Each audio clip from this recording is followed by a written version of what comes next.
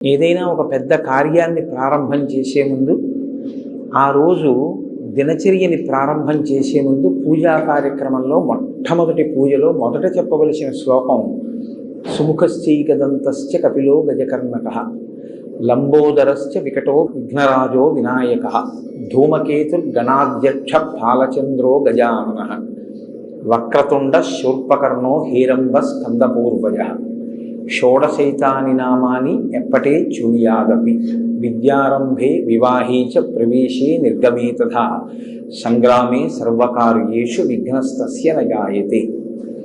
అది శ్లోకం. ఇందులో విఘ్నేశ్వరుడికి 16 నామాలు చెప్తారు. ఈ 16 నామాలు షోడశైతాని నామాని అని. ఇంట్లో ఈ 16 నామాలు చెప్పేవాడు తప్పకుండా ఉండాలి అని.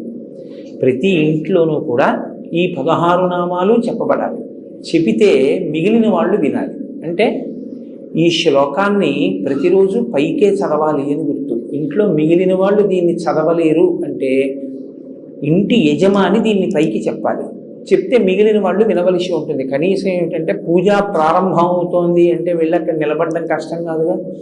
పూజ మధ్యలో ఏదైనా అంగం అంటే మాకు తెలియదండి, ఆ సమయానికి ఏదో పనిలో ఉంటాం, ఎలా పెడతాం అనొచ్చు.